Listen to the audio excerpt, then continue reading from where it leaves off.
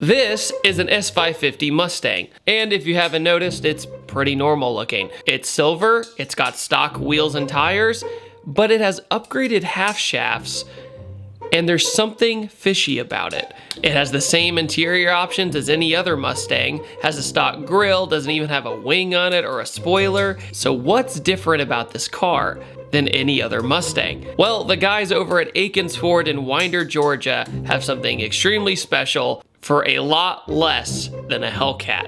Believe it or not, this silver Mustang makes 670 crank horsepower with a warranty. My question is it really that good of a deal, and does it mess up this factory Mustang feeling? So the guys at Akins Ford threw me the keys and wanted to know my thoughts. Before you go, oh David, another Mustang? Yes, another Mustang, but this is different. This is possibly the most sleeper Mustang ever.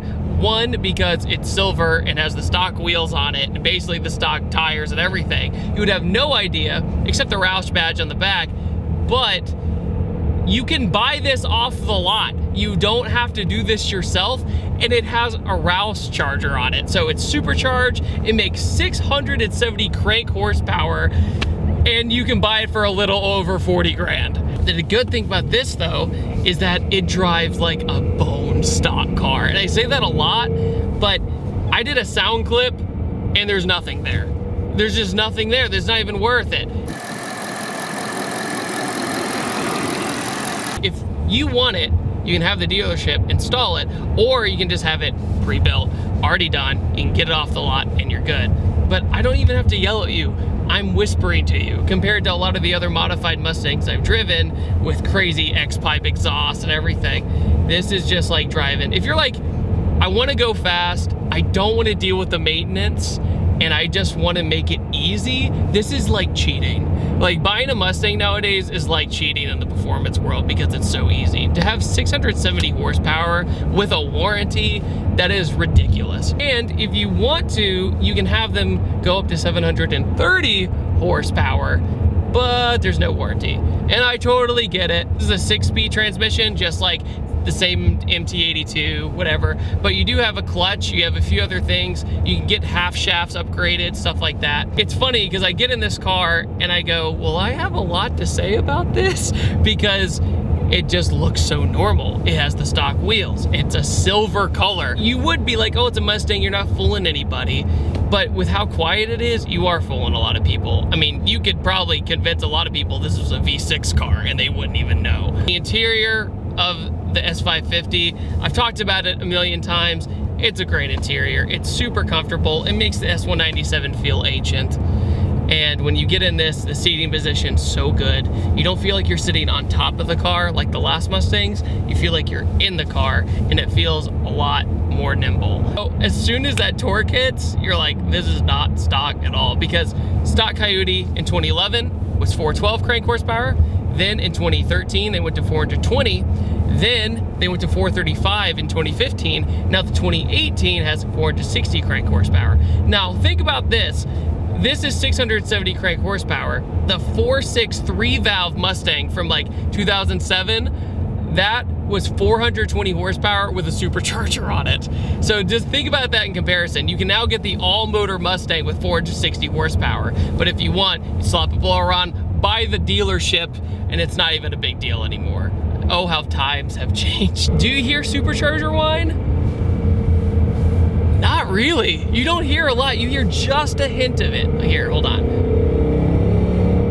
Yeah, it's all airbox. That's what you get, but I'm not saying that's a bad thing. If anything, it makes you even more stealth. You're not a Terminator Cobra screaming down the street, right? Or a Shelby GT500, but you got the power of it, and you're even more stealth about it. Feels balanced, and it doesn't feel modified, really. It feels like a stock Mustang, just faster. And when it's all motor, it feels just like this. This just feels like a more all motor Mustang. It's like you did more upgrades to that.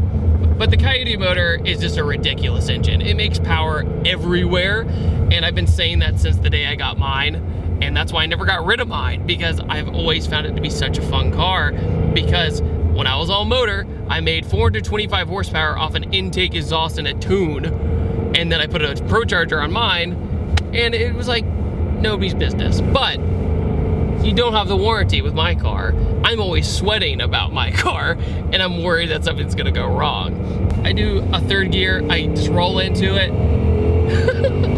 It's ridiculous. All right, I'm gonna do a little toot. Third gear, let's go. Oh my God.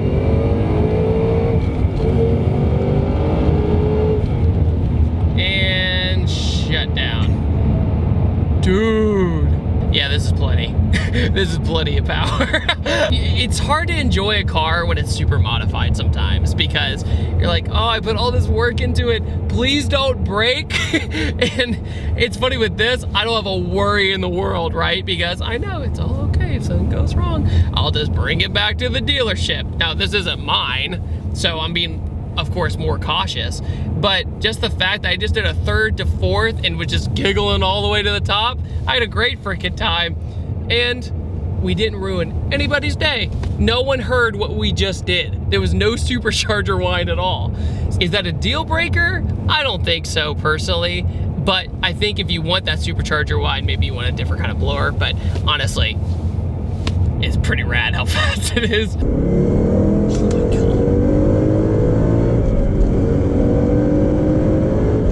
God. Second worthless? Yup. So second's a little worthless, but traction control kicked in, no problem. Still pulled pretty good though, so that's not an issue. I'm absolutely astonished how easy this is to drive. Typically when you're driving a Mustang with a lot of power, you gotta like be mentally prepared.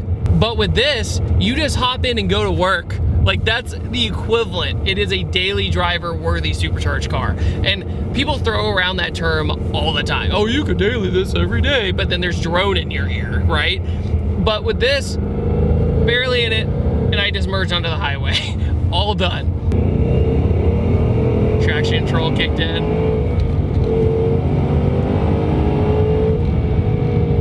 Yeah, I'm in trouble. After that, pull. You'd be in a lot of trouble. I'm in fifth gear and I have power. That is ridiculous. I don't think 10 years ago a dealership could have done this. You know, 10 years ago, 15 years ago, imagine a dealership going, yeah, by the way, we have a car that's almost 700 horsepower and we'll fix it if you break it. No way. That'd be such a big liability, but I love how Akins has taken the chance with Roush and really gone head first with this and said, we want to do this. We want to give customers kind of the best deal they can when it comes to horsepower. Because honestly, if I think about it, there's really no other car out there that is this affordable out of the box with this much power. 13 Shelby GT500 was 60 grand and that was 662 horsepower. And it was on a live axle. So you would have been in trouble no matter what. Would have been having to manhandle that thing. But with this, if you wanted something just out of the box, I don't want to deal with anything. I'm just going to enjoy the car. I'm going to go on a road trip with it. And I'm going to hurt a lot of people's feelings all the way across the country. This is the car for you, 100%. And now we're in a Roush Stage 2. What's special about it is that it's a 2018 Mustang. So the 2018 has a few changes compared to the last generation of the 17. This 2018 basically has aero on it, little cosmetic pieces here and there, different wheels, big 6-piston Brembos up front, and it comes with coilovers on it. Now, this is what you get. So when you get it, you don't adjust the dampening or anything, but the suspension overall is miles ahead of what you get on a stock S550. So you can kind of take it or leave it, how you want it like that. This one has 460 crank horsepower compared to the 435. So every year they keep squeezing more and more out of the Coyote motor. And I'm just like, how are you doing this? But they upgrade valve springs, they change the head a little bit, they do forged rods or pistons. I'm just like, you guys are killing it with your drivetrain. Heated and cooled seats, which you take for granted once you don't have them. But with the Roush package, you can do a lot. There's Roush Stage 1, Stage 2, and Stage 3. Roush Stage 1 and 2 is more cosmetic. Stage 3 has a blower on it. So if you want that horsepower, you get Roush Stage 3. And you get nicer foot pedals which also is a great addition. The exhaust is definitely louder in the Roush compared to the normal GT as well. Roush Axleback exhaust has always been great on the Coyote cars. It makes them sound very aggressive. It's what's on my car, and I haven't changed it. But yeah, by the way, future reference, if you ever do more upgrades, it's gonna get really, really loud. But Roush has always been amazing working with Ford and going, hey, let's use the Mustang platform and make it better out of the box so people don't have to do it themselves. That's kind of their mentality. Get kind of the best of both worlds, get a little bit more exhaust note, but at the same time, you don't have the blower like we drove earlier. So you kind of give and take. The other car was more of a base model. This is more of an all-around performer. Ray, the guy who brought me to the dealership, was saying the best way to look at it is, what are you gonna do with the car? Are you gonna drag race it, or are you gonna go handle corners? And that's also compared with the GT350. So say, for example, you have the GT350 and the Roush. The Roush is more of the all-around car. It has more torque, you can use the power everywhere, and you can go drag racing, and you'll be probably faster in a straight line than a GT350. But GT350, it might be more of an experience. You rev it out, feels like a V8 Honda, and that's not an insult, I swear to God. Basically, you're revving over 8,000 RPM, you have amazing turn-in, your turn-in is as good as a 911, which is crazy. And when you go back to a normal Coyote, you kind of have a blank canvas, right? You can just get a base model Mustang and make it however you want. So I would say Roush is right in the middle. So if you kind of want it upgraded and you want to save some time doing the suspension and some of the motor sometimes, the Roush is a great option.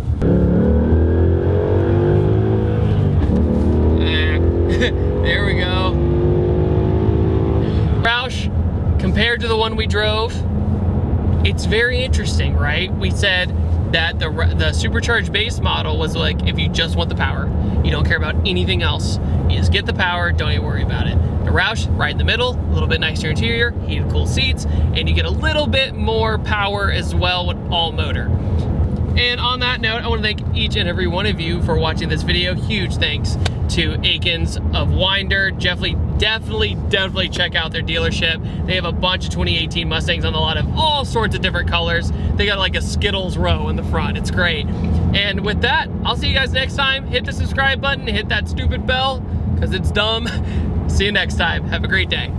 Hey, you, want clean wheels? Hey, use this, spray on. Let sit for 45 seconds and turn purple. Spray again with water, clean wheels. Make sure to check out www.pattersoncarcare.com. Made by car dudes, for car dudes.